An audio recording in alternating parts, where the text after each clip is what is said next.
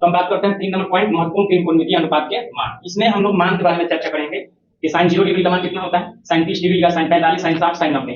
इसको मान सारणी याद करना बहुत इंपॉर्टेंट है, तो इसको हम बताते हैं। देखिए साइन अगर 0 का मान पूछेगा, साइन 0 का मान क्या होता है, 0 डिग्री होता है। साइन 30 का मान पूछेगा तो साइन 30 का मान कितना होता है, 1/2। अगर साइन 45 का तो 1/√2, साइन 60 का √3/2 और साइन 90 का 1 हो जाएगा। अब देखिए इसमें कुछ ट्रिक है, तो ट्रिक के माध्यम से हम लोग याद करते हैं। देखिए cos 0 का मान होता है ना, इसको रिवर्स में लाइएगा तो इसका मान हो जाएगा, यानी साइन जो cos 0 है इसका मान क्या हो जाएगा, 1 हो जाएगा। उल्टा ही है, cos 30 डिग्री का मान कितना हो जाएगा, √3/2 हो जाएगा। उसके बाद cos 45 का मान कितना हो जाएगा, 1/√2 और cos 60 का मान 1/2 और cos 90 का मान कितना हो जाएगा, 0 हो जाएगा।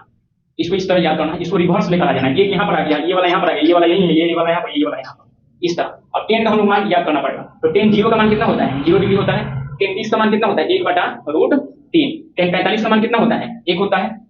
tan 60 का मान कितना होता है, √3 और tan 90 का मान क्या होता है, इनफाइनाइट, यानी अपरिभाषित, इसको डिफाइन नहीं किया जा सकता।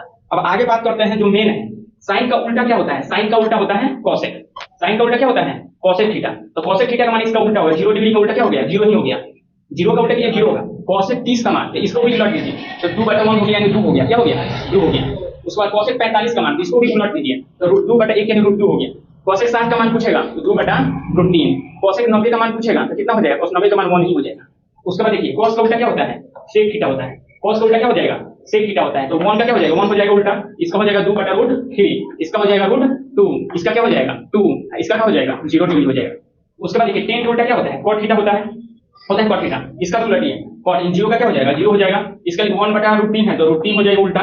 1 का क्या हो जाएगा, 1 हो जाएगा। इसका क्या हो जाएगा, 1/√3 हो जाएगा। इसका क्या हो जाएगा, इनफाइनाइट हो जाएगा। ये मान सारणी आपको याद करना महत्वपूर्ण है, और कुछ भी ना समझ में आया तो कमेंट करके बताइएगा। आगे वाला वीडियो आपको लाएंगे फार्मूला बेस्ड। ये फार्मूला सीरीज है, इसमें केवल हम लोग फार्मूला के बारे में पढ़ेंगे, फार्मूला और कॉन्सेप्ट। तो मिलते हैं नेक्स्ट वीडियो में।